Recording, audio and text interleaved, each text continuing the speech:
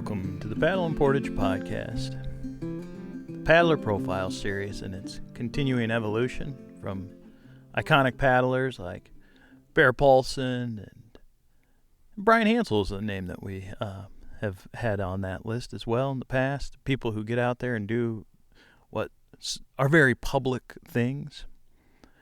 Our most recent paddler profile was Shannon McGrath.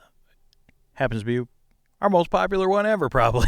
And before that episode, most of our listeners maybe hadn't heard of Shannon before. The everyday paddler profile.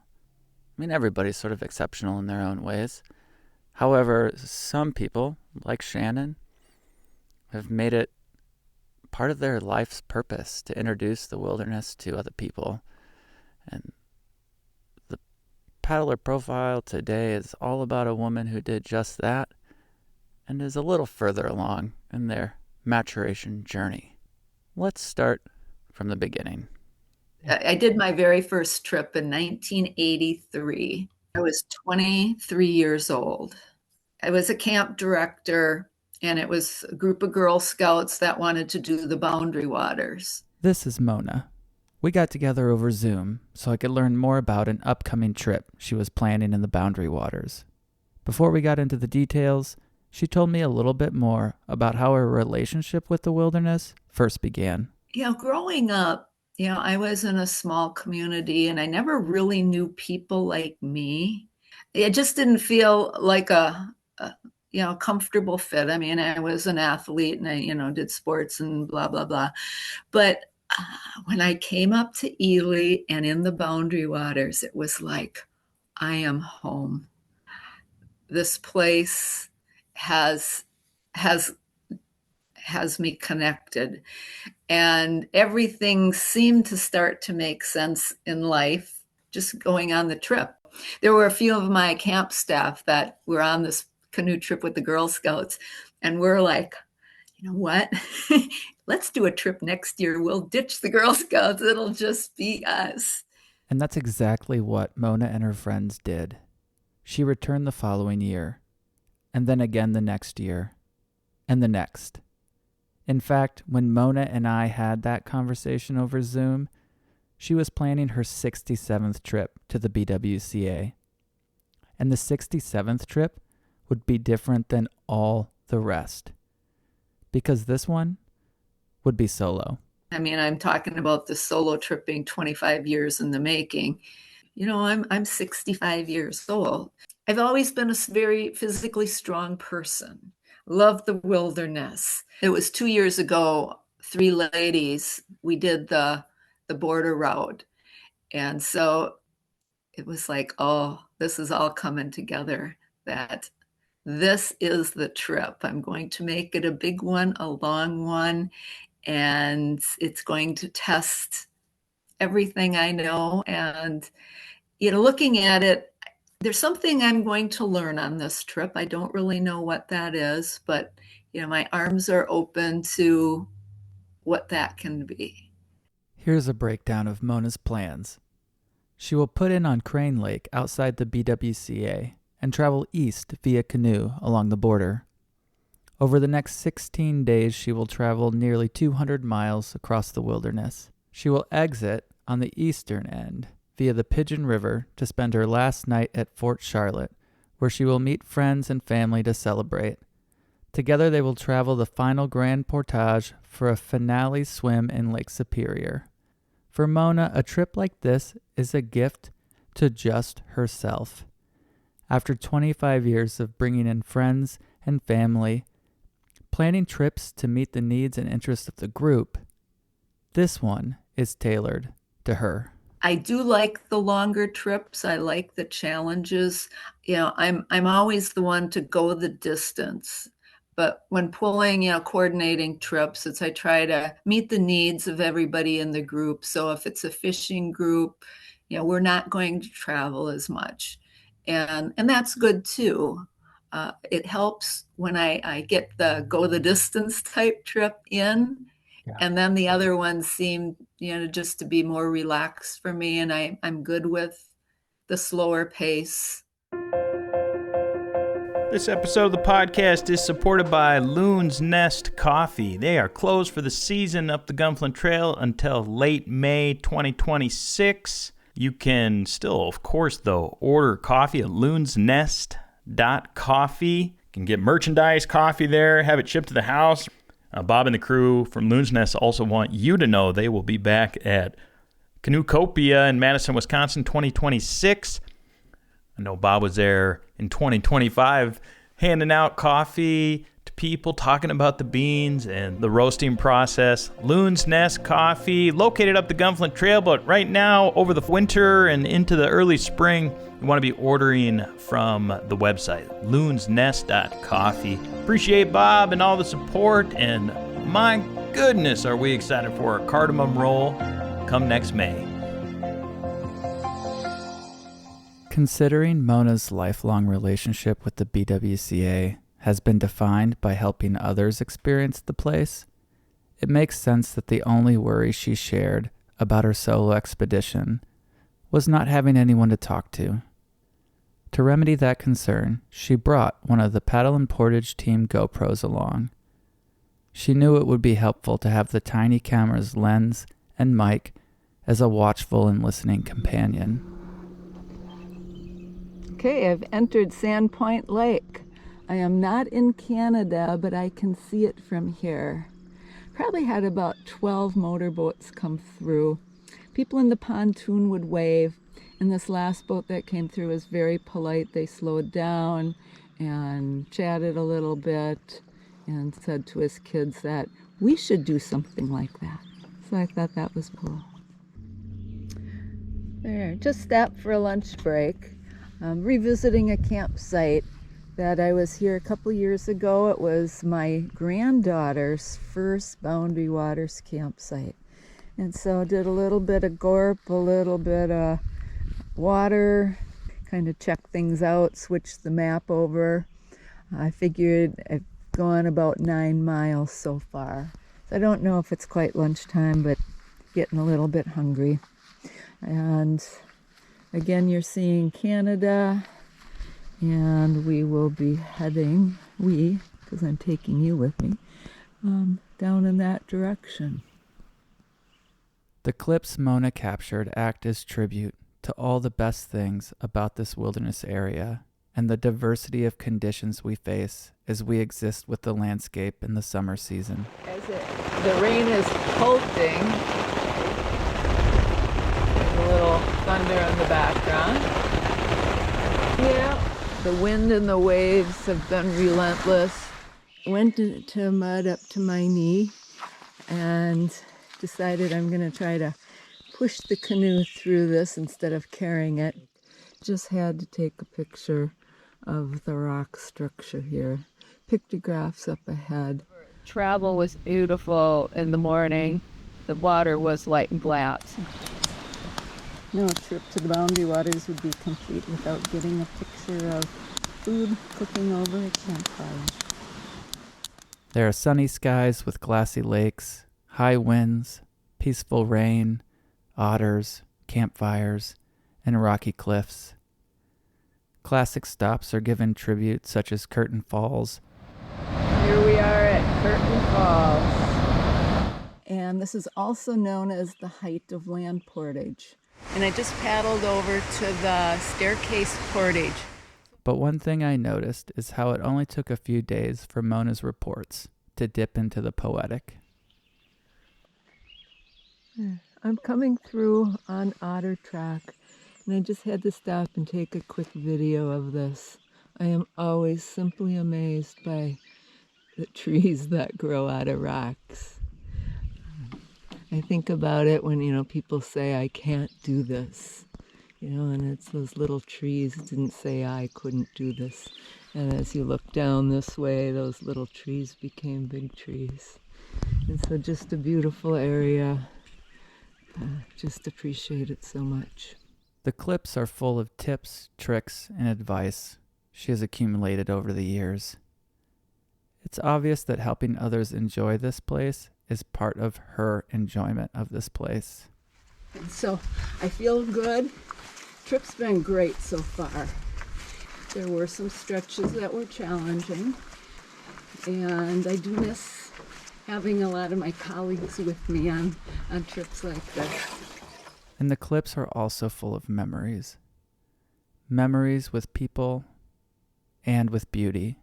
And I want to introduce you to this great pine tree. It's the old growth. That lowest limb up there is the one that I used to hang the food pack on. But just a beautiful tree. This is where Sue, Fred, and I stayed when we came to Mountain Lake. And, we were just awed by this particular tree. It was only fitting that Mona's final night of this journey would be spent with loved ones at the Fort Charlotte campsite on the Pigeon River. I was lucky enough to be included in this special occasion and meet the people whose lives were changed because of Mona's love for this place. Oh, you found us. You got a party going on. Yeah, you do. Wow. Everybody made it. Yes. Yeah. Good to see you. Good to see you. Hi, congratulations. Oh, thank You made it. This is awesome. Thank you for coming out. Oh my gosh. You're welcome. This is Lee.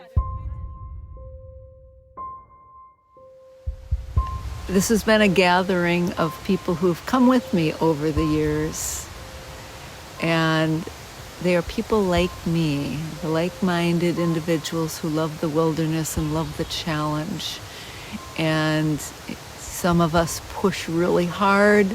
Some of us like more leisurely travel, and everything is good. I finally did my solo trip. This is just an awesome celebration of those of you that came out here to kind of wave me in as I came to Fort Charlotte, that I completed, I'm going to call it 2 portions of the trip. One is getting through the Boundary Waters. The other is getting to Fort Charlotte. The third piece is going to be getting to Lake Superior on the Grand Portage.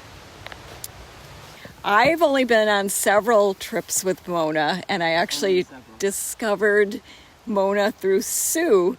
So we exchanged phone numbers and met Mona, had a great discussion with her. I think she decided maybe I would be a good match for her group. Yeah, get a point to make. We got a group together and we added on a couple more people eventually, one all the way from Colorado. And we're all going again this year. This will be my 3rd trip this year. And I can't say enough about feeling confident going with Mona, because she just has a way of teaching confidence when we're outdoors. She teaches us how to navigate and paddle and do everything that we become feeling confident while we're out there. I've always had great faith in Mona that she's going to get us where we want to get to safely, but it's really fun watching her ability to read the lakes, read the land, read the maps, and navigate, find the portages and things like that. She makes it all seem very easy and lots of fun. We have a great time together. And like Fred said, it's great to get a group of women together. A lot of us didn't know each other the first time, and we just had such great camaraderie and things. It's all great fun, even in the rain. Even in the rain. Oh, yeah. All right, I just want to make a comment, because the trips that I've coordinated through the years has been on my vacation time from work. So I only had one criteria on who could come on a trip, is that they had to be a fun person. Because I didn't want to spend my vacation time with somebody that was not fun. I'm Joanie, and I'm the newbie. I've only been on one trip with Mona.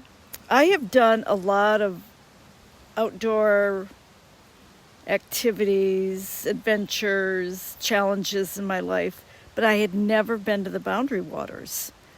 And I started to meet all these women that let's go do something hard, adventurous, challenging, and fun. And I can't believe that I fell into meeting these wonderful women to do this stuff with. I don't know, there's just something about being up here in all this vastness of water that there's nowhere like it in our country. You know, you can go to so many different places and see beauty, but there's nothing like the Boundary Waters. And it's so fun to explore it and feel confident and secure in a wonderful leader. Amen. First of all, I think coming here, and I'm going to cry, watching Mona come in was just unbelievable. I mean, because I remember paddling here 3 years ago, and we just made it to see her come in. It was just phenomenal. I'm Sue Sullivan. I've been coming to the Boundary Waters with Mona since 2010. That's probably my 21st trip up here, something like that. I'm really looking forward to jumping in that darn lake tomorrow and doing it, holding hands with, two of my best friends. So, yeah. I'm Fred, also known as Paula. I'm from the Twin Cities. I've been going up to the Boundary Waters with Mona, with Sue. When Sue started, I'm a cancer survivor and I wanted to celebrate life, and so that's why I started going, because my family was like, we don't have time to do anything. So I wanted to be adventurous, and so it's really been, for me, it's been a growth experience that I can do hard things. I have a sticker on my water bottle. I can do hard things, and we did the border route. We did it, 3 women, over 60. We did it in 2022 and other things. We've been in some horrific storms and we did it. And, it's fun to go with mixed company, but it's also fun to go with women, because then we have to do it all ourselves, and we do it, and we know that we can throw a rope and hang a pack, and we can pitch a tent, and we can make a fire, and we can cook our meals. We're not waiting for somebody else to do it. So it's just, I can't tell people enough what a great experience it is. I'm just going to add one more thing, because this is something we talked about. We have a campsite we call Old Faithful, and this is planning ahead that when we are in our 80s, we are going to come up to that campsite and we are going to make quesadillas, cheese and onion quesadillas. Best day ever. The best day ever. And this episode of the Paddle and Portage podcast is brought to you by Sawtooth Outfitters. They're conveniently located on Highway 61 in Tofty. No matter what season, whether it's your first trip or you are an experienced adventurer, they are there to outfit you with the right gear and knowledge to ensure an unforgettable experience. Rentals include, of course, canoes, kayaks, bikes, guided tours as well. Their outdoor gear store is stocked with clothing, gear, maps, souvenirs, have you covered for all of the seasons. So whether you're on the North Shore for a short getaway or an extended trip, stop in and check them out. Otherwise, you can find them at sawtoothoutfitters.com. or give Jeff and Sarah and the crew a call at 218-663-7643. Start planning your BWCA or North Shore adventure now. Sawtooth Outfitters. The following morning, Mona packed her gear for the last big push of her trip, the Grand Portage. Though no longer solo, she still carried her canoe and pack for the final day. Hitting the trail at 10 a.m., the adventurous team moved in unison over the next 6.5 hours toward the endless horizon of Lake Superior, waiting to welcome and reward Mona for the work of the last 17 days. Probably one of the hardest physical things I've ever done in my life.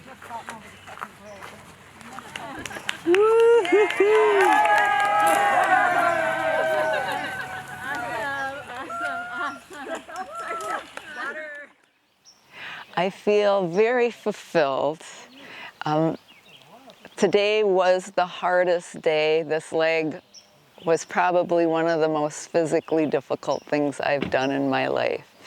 And yeah, it was just, you keep going and rest when you need to, be safe. And yeah, if you quit, you're never going to accomplish your goal. And so, I mean, that's what I kept in mind. And to be honest, I felt I did better than I thought I would. So I was able to make long stretches, carrying a pack and the canoe. And, you know, it just feels incredible to be done, incredible to have, yeah, my husband and friends with me. We are going to make a jump into Lake Superior. I say we because 3 years ago there were 3 of us that did the same journey, 3 women all over the age of 60, and you know, we got as far as Highway 61, but we couldn't finish the Grand Portage because the bridge had washed out, and they had information up, don't cross, that sort of thing. And you know, at that point in time, it's like we were pretty darn tired, and we were kind of like, okay, we'll stop here. But it always kind of bugged us that we didn't finish, and so it's not only me finishing, you know, my solo today, it's the 3 of us finishing something we started 3 years ago. Shall we? Is it time? Yeah. Score.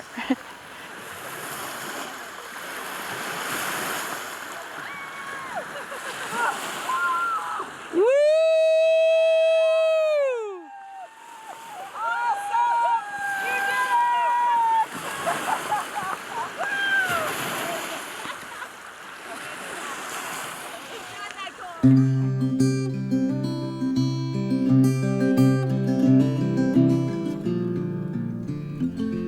I love when we all get to go on a journey on the podcast and hearing your initial conversation with Mona, where just kind of learning about her and her story and experience, to actually hearing some of her trip from the border lakes that she did to you getting out there and getting on the Grand Portage and all the way down to Lake Superior.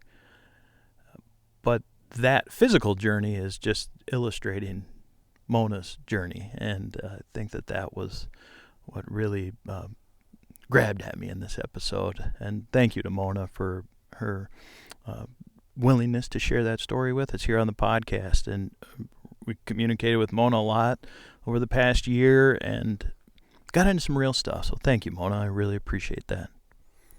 I can't say enough about how meaningful it has been to work with Mona on this. I want to remind you, our listeners, on our YouTube channel, you can see Mona's trip. You can follow along with her on the YouTube channel and get to jump in Lake Superior right along with her and her pals.